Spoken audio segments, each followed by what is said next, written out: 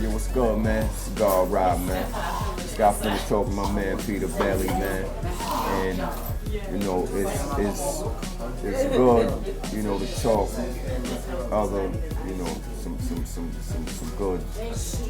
some good things other than hip hop, man. You know what I mean? Sometimes you get tired of, same questions over and over. My man, he want to know what's going on. He wants you to know what's going on. And he want to ask the questions that I think everybody want to know the answers to. What up, man? So y'all holler, put your face on the screen, stay focused, and listen to what my man got to say, man. You know what I do. You know who I am, man. Peace. Welcome back to Nightcap. As many of you know, Nightcap is a space where we discuss ideas. It's less about the two people sitting and more about the thought process that they're engaging in. And it's meant to push us forward. These ideas are catalysts for change. So having said that, we look at society that's broken, we look at a community, a disenfranchised community that's saying they don't have a voice. What role do artists play in amplifying that voice? Or do they play a role at all? I was blessed to be invited by Rakim on the 30th anniversary of his Paid in Full to discuss exactly that. To sit with an architect of the culture, which really began as a speaker box for issues in the inner city. Has that fallen off? Are artists now speaking down to their fans, speaking down to their supporters, or are they empowering them? Let me know what you think about the conversation, and I'll be right back to discuss that. Just real people, real convo.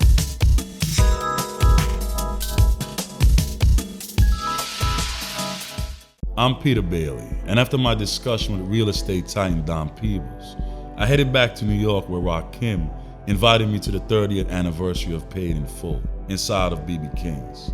Myself and the legendary MC discussed the need for artists to give voice to an urban America, now muted by the cries of their desperation.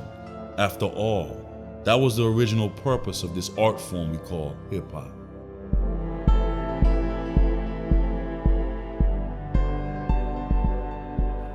Okay. Appreciate you speaking. Yes, sir. Thanks for welcome. I want to talk to you because, art is a vessels that give voice to certain people. Yes, sir. It seems we've lost our way as artists. It seems in your generation, it was you guys spoke to the people. Now it's I'm speaking at the people or down to the people. How can we get that back on track where you as artists give voice to those without a voice? I think one of the differences was in my era, man, when we was coming up, we was letting music imitate life. Mm-hmm. Now life is imitating music, if you know what I mean.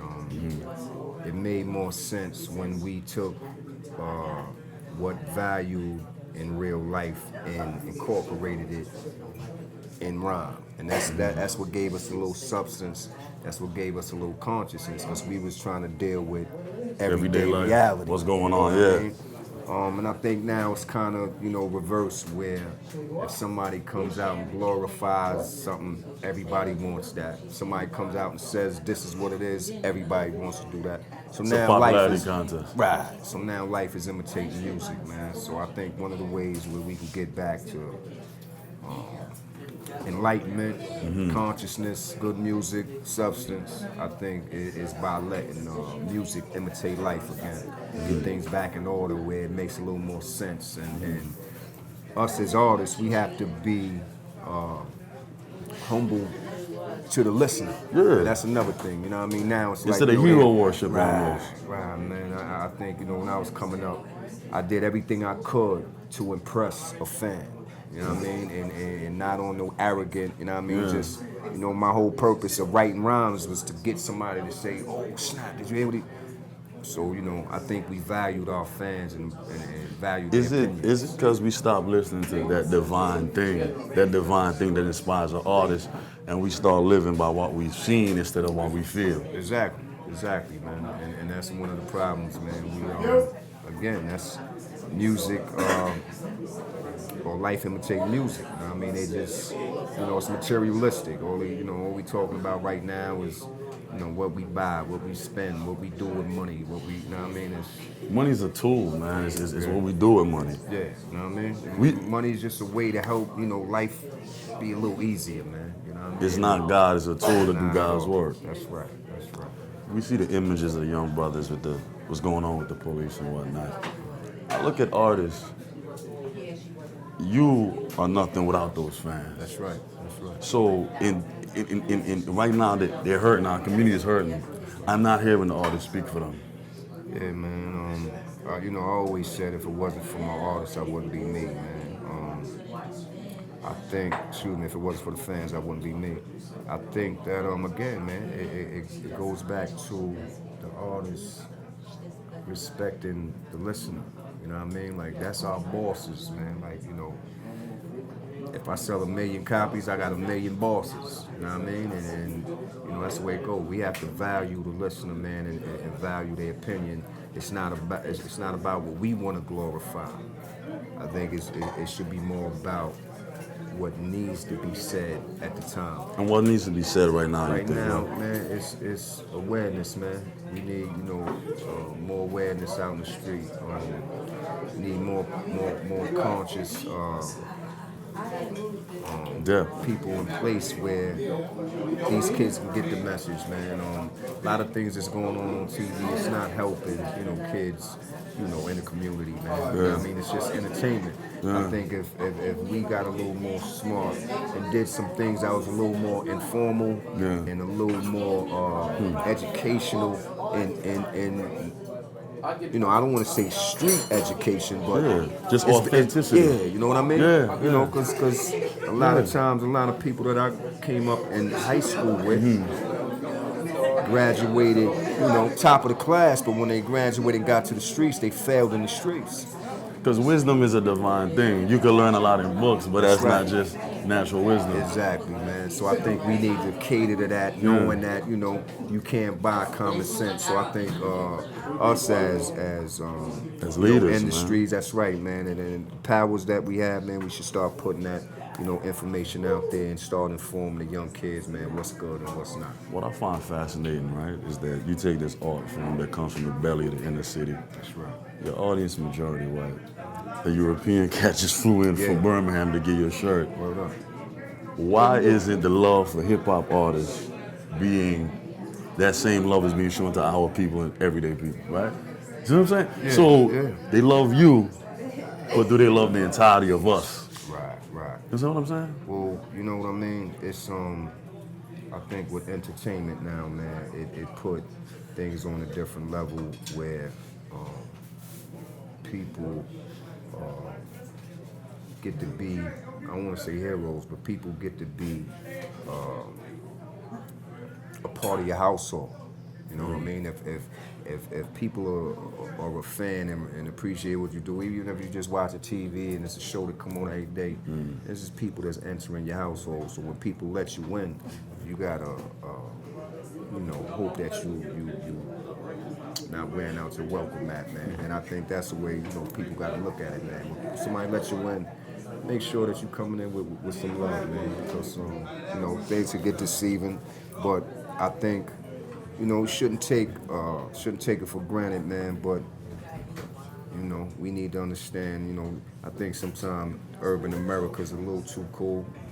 You know what I mean? It seems like we just got the whole world dancing to our pain. Yeah, you know what I mean. And then, you know, sometimes people, you know, you go across seas or you go to other places, man, they appreciate hip hop a lot. And I think New York do as well. They just got a different way of showing it. A little too cool with it, you know what I mean? But that's what it is. Finally, the images of what's going on with police and black men. What do you feel when you see that?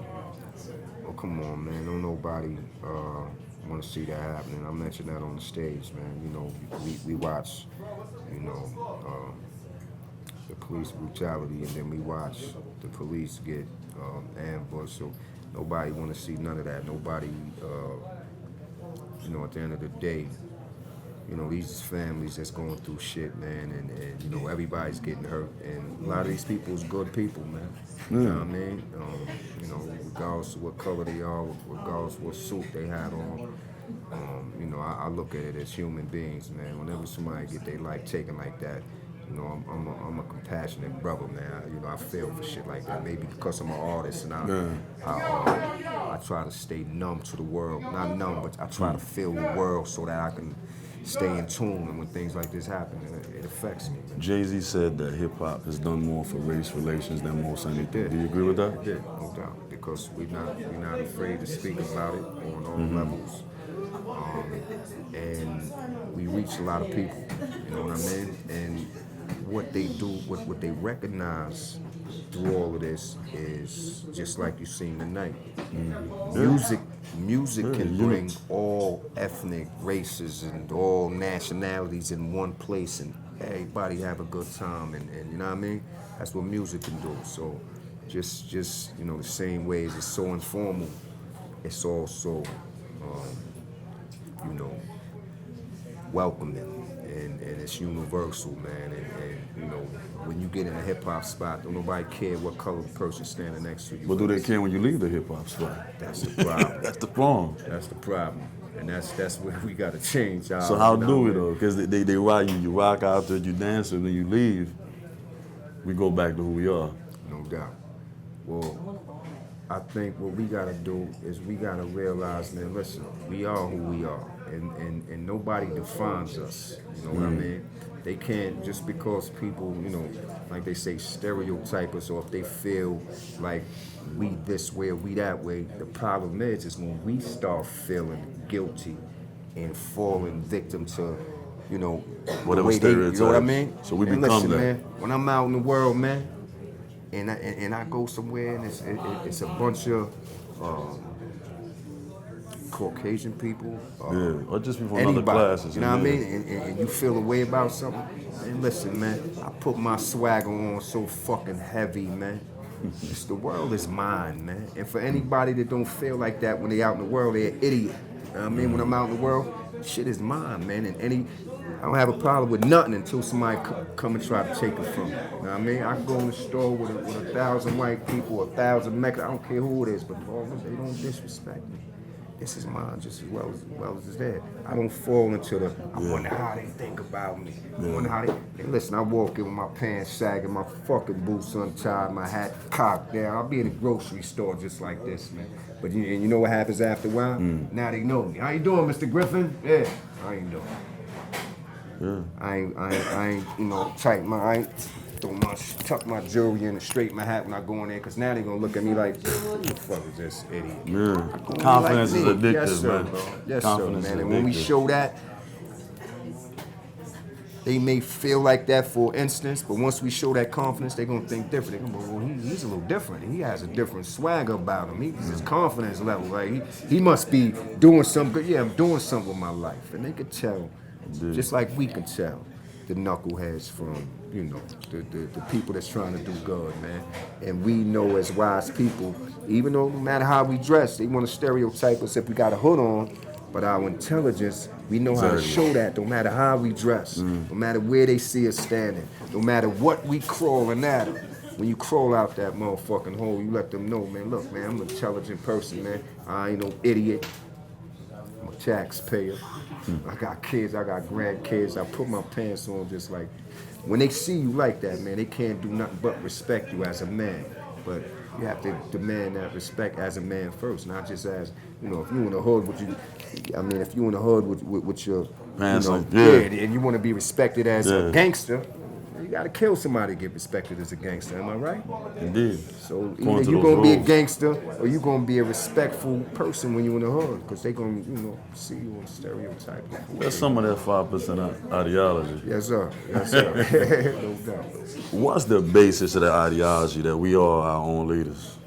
I mean, that's what it is, man. If you don't, you know, feel like that, you're not in control of your own destiny. You're watching the world go by instead of spinning the world yourself, you know what I mean? So you think most people are reactionary to life instead of creating life? I think, you know what I mean? You know, a lot of people, you know, nobody has a manual. You know, life is something that we learn by experience, and some of us is lucky to have old people around us to hit us with them jewels and give us the cheat sheet, like I call it. But when you say hip hop artists gave that blueprint in the absence of so many brothers that don't have fathers, you guys raise them. That's right. You know what I mean? So it's like It's a lot of responsibility. it is, man. But it's good that hip hop took on that responsibility. Just like we learned from our elders, man. R&B, coming up listening to R&B, it was informal.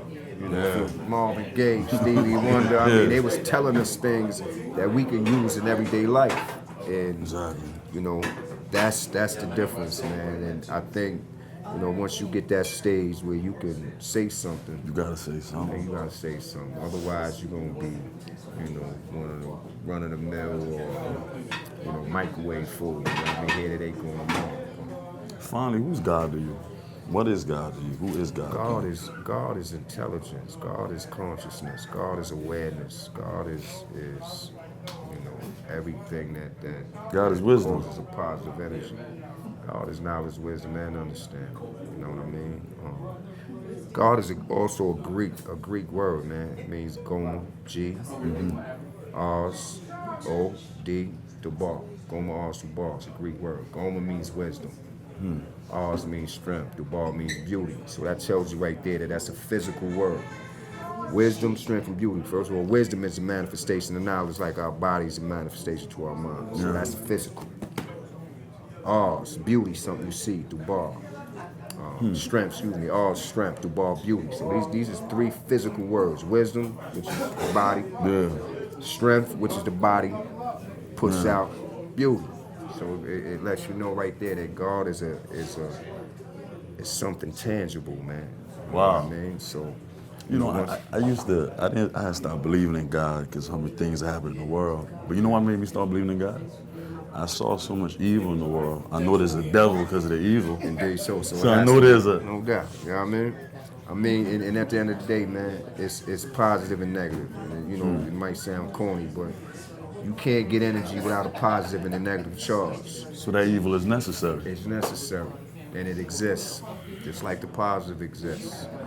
But is a negative outweighing the world is in imbalance? Nah, right the negative's gonna exist, but I don't think that hate can supersede love, man. It just you know what I mean? I put it this way, like after the shit just popped off a couple weeks ago, Indeed. Everybody was at, they worst point mentally, ready to do something wrong.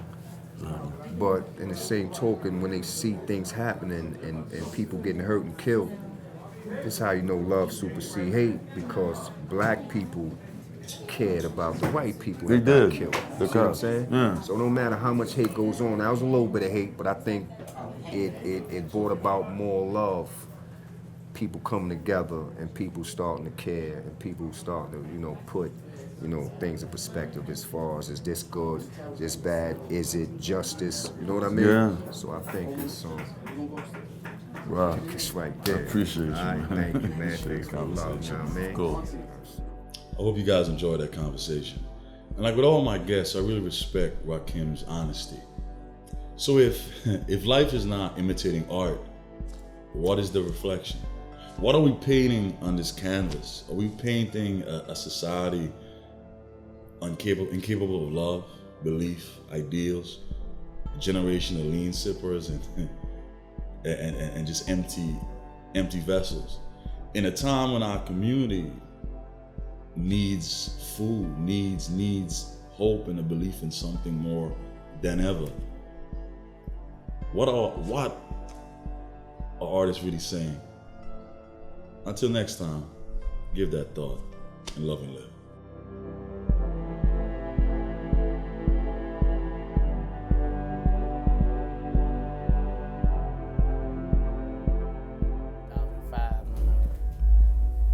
Lost my grandma 2 months later. Best friend got killed, couple more homies got killed. That's when I just basic myself from out the street life. Yeah. Why I sell keys of cocaine when I can get a key for rapping for 10 minutes on stage? Yeah. Just real people, real convo.